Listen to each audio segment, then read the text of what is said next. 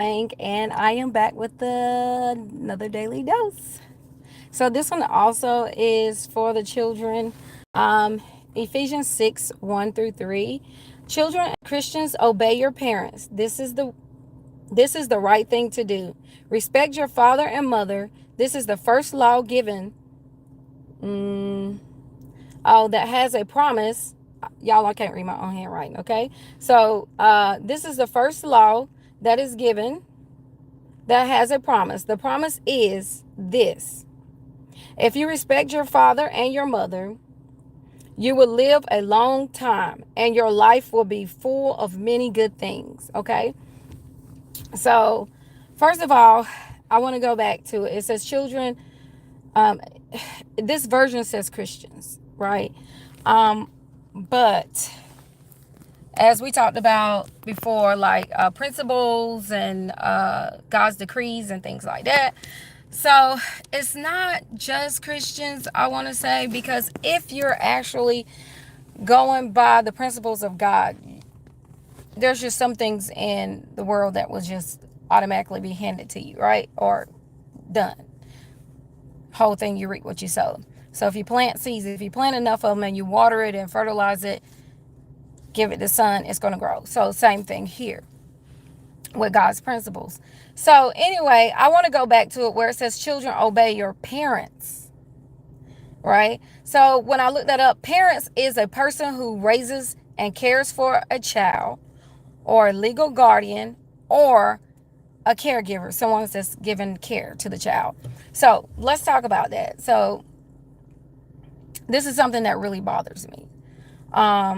Like when I see kids telling their parents what they is and isn't going to do, just telling them no, and things of that nature. I mean, and literally, like, you can hear them fussing at them and cussing them out and all these things like that. And then the parents think it's funny, think it's cute. So I got a problem with that. It's not cute, because just from this promise alone, if they're not respecting you, any adult, not just the parent, but the person that is taking care of them in that moment, the one that is responsible for them in that moment, those are the one that, that the Lord is like, you're going to be held accountable for that too. It's not just your mama and your daddy. It's like parents, those that are caring for you at this moment. So with that being said, it's like, y'all, I wrote notes so I can remember.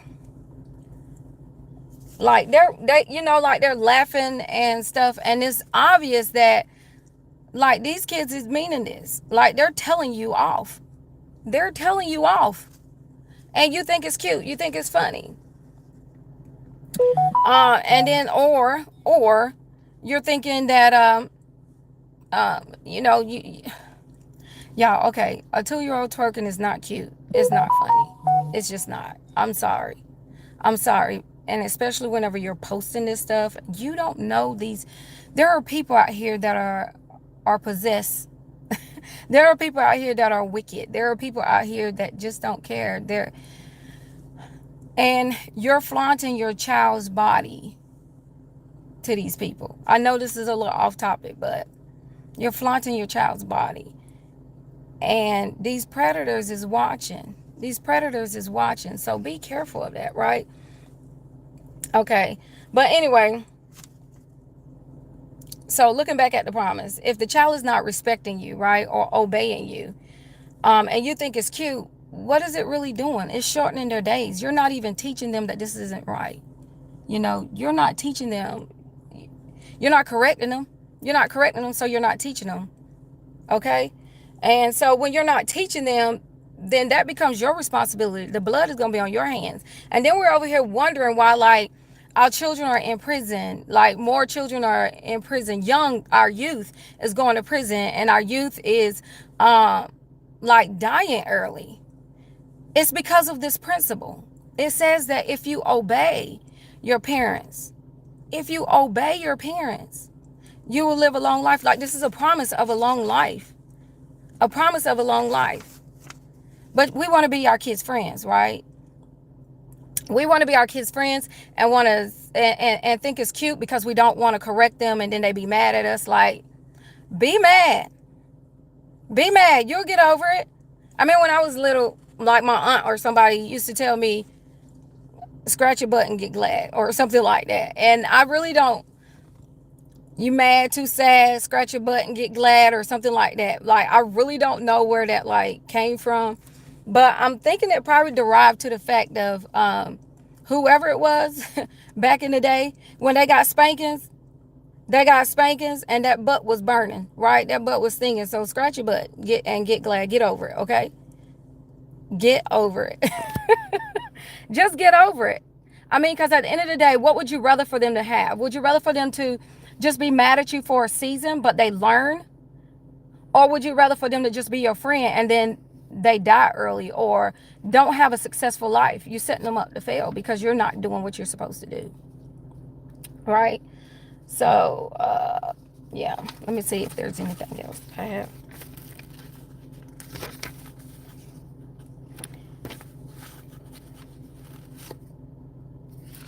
Okay, so just teaching them directly and indirectly. Like, even with these things that these children do, like, I try to be consistent with everything, right? So with the kids at the center, like, I'm consistent.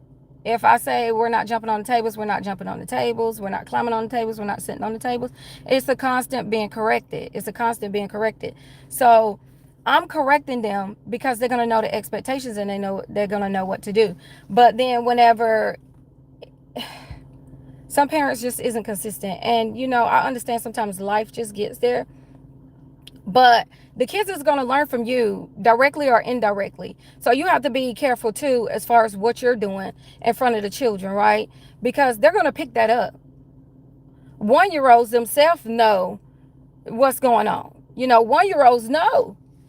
I'm telling you, even 1-year-olds know. They know. They're learning how to manipulate the world around them. They understand that if this cry or if certain things that I do to my parent or my caregiver is going to cause me to get what I want, then I'm going to do it. And then when we just keep handing over, like giving into it, then that will tell them that, oh, it's okay to do these things. It's okay to kick and scream and slap my mama to get the candy that I want. It's not like you have to correct them. And I'm not saying you have to beat them, but you can talk to them. You can talk to them. You can correct them. There are a lot of ways that, what are you doing? What are you going to teach your child? To be your ride or die buddy? Or are you going to teach them so that they can have a successful life? Like, really? What are you doing? Are you going to teach your child to be a successful and a good citizen? Or you just want to be their friends and they're going to be your ride or die? Come on. You need to know. They can't just be your friends. Like, yes, definitely build a good positive relationship with your child, right? Build that relationship with them. But at the end of the day, when you're building it, you still have to keep that boundary. You still have to keep that boundary of, I'm mom or I'm dad or I'm the adult here. And that you still have to respect me and you still have to obey the things that I'm telling you. So when we do crazy stuff in front of our kids are watching. Our kids are picking these things up. Like, that's how they learn. They watch. They're learning these things just by us. So 90, like, probably, I don't, the statistics may not be right, but I'm gonna say a good portion, 80-90% of our children's habits and things came from us. We did that. We allowed it. That's why I was saying about consistency earlier. Like, my mom was bad. Okay, not with me, but okay, I'm not even gonna say that. Okay. But okay, my mom is bad about telling my kids, make your bed when you get up. Make your bed as soon as you get up. That wasn't one of the things that I did. But they knew that when my mom was around, if my mom stayed, my kids knew that they better make their beds when they get up. Because when she go in there, so these are habits that they're picking up, that if I would have kept going with it, then that would have been just a habit, something that's embedded in them, and they will continue to do it. But when we allow our children to do certain things and we know that it's wrong and we don't correct it and build them a better habit, then they're going to keep going with this negative or this bad habit. They're going to grow up with it. And then it'll be harder later on when they're in school to try to teach them to listen to you when you wasn't teaching them before. And then they get to school, and then we want to be mad at the teachers because the teachers are saying that they're not listening, they're not obeying, they're not doing this, they're not doing that, and you want the teachers to raise your kids. No, it started at home. It started when they were one. It started when they were infants. It is not the teacher's responsibility to sit here and raise your children. What they should be doing is encouraging and promoting the things that you should have already taught them, right? These things they should already know, and then they should just be implementing, like pushing it, encouraging that they keep going with it. And then you get mad because your kid done did something to embarrass you, and instead of you taking fault for it and teaching and training your child, you want to get mad at the teacher because you're embarrassed. And to save face, you want to cuss the teacher out, and the kids are seeing this. So then it's like, okay, well, when somebody embarrass me or when somebody do this and do that, then I got the right to cuss them out. I got the right to do this and mistreat them and yell at them and all these things that you're teaching them these things, and that's not how it should be. I do kind of want to just go.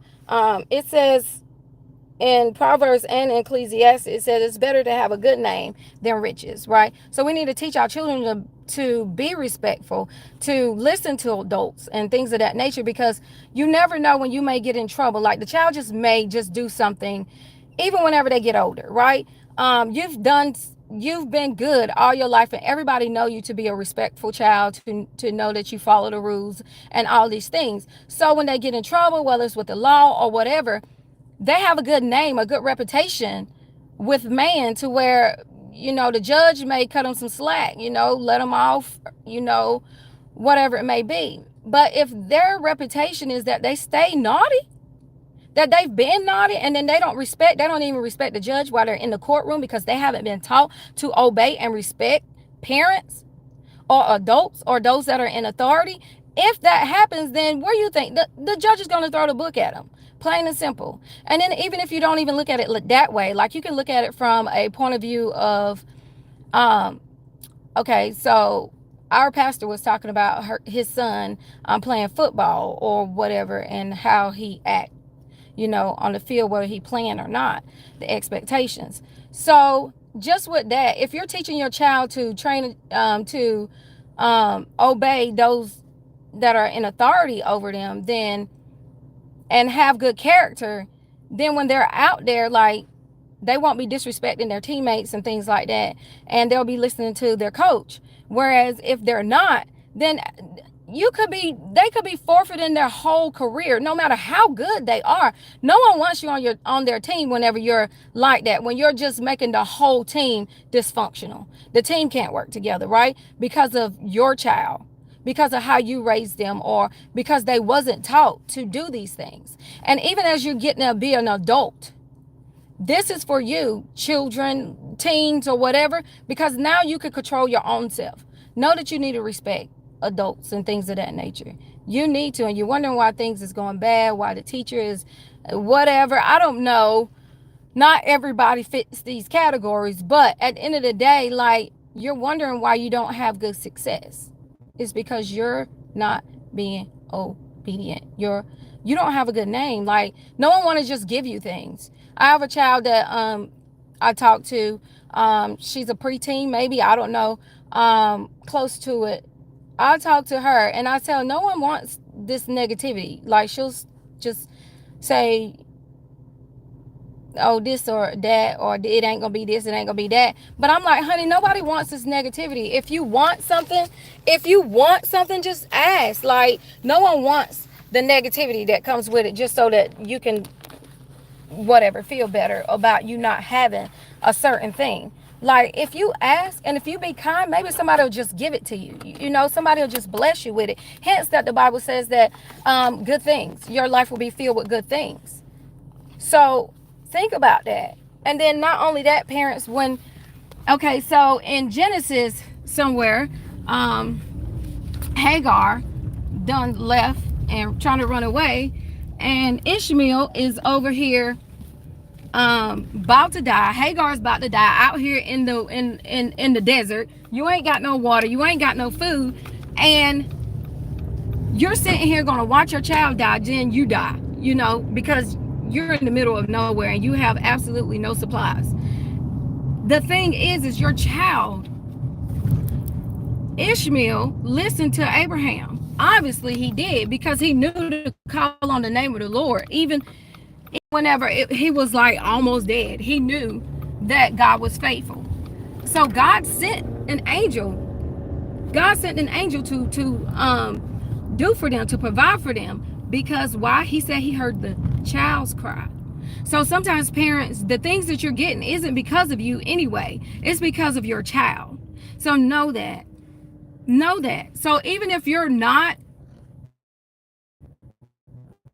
Christian, if you're training your child up in the right way to be a good citizen, to be obedient and things like that, these things will still happen to your child. It's a promise. It's a promise from God. Whether you believe or not, it is true. Whether you believe it or not, it is true. So yeah, I think that is it. So obey your parents in the Lord, for this is right. This is the promise. If you obey, if you respect those that are in authority of you, those that are caring for you, children, you will have a long life. And your life will be filled with many good things. The Bible says many good things. It'll be full with many good things. So parents, like, let's set our children up for success. Like, let's start teaching them and training them to be obedient to every adult, to everybody, period. Just be a good person. Train your child up, because this is what's going to get them through. Otherwise, you know, they're picking up these bad habits of being negative, and then now we have like all these gang fights or whatever. It don't even have to be a gang. It don't have to be a gang. They're just fighting and killing each other because they're mad. They haven't been taught how to just problem solve, to work out things with people. They've been taught to fuss and cuss and fight and all these things. Not everybody, but a good portion of them have been. And I understand that some things kids are just going to do. Why? Because they're kids. Because they're learning, they're growing. You know, it's growing pains. Some things are just going to try. They're just going to try it just because they need to see what it's like. But at the end of the day, parents, if you train them up, as another scripture says, if you train a child up in the way they should go, when they're older, they won't depart. So that way they'll have wisdom. They'll have wisdom to choose the right things, right? Because you've already trained them up. You already taught them how to be respectful. They'll have wisdom whenever they go into that courtroom to be respectful. They'll have wisdom whenever they go on that job to be respectful, right? To be obedient. They will have the wisdom to do that because you've already taught them these things. Otherwise, even if they become like a successful football player, basketball player, whatever it is, their character isn't going to keep them there. It's going to be short-lived. Their pro whatever it is going to be short-lived because they have absolutely no character to keep them in that position. Why? Because they haven't been taught to be obedient and to respect others. So until next time, I love you. Bye-bye.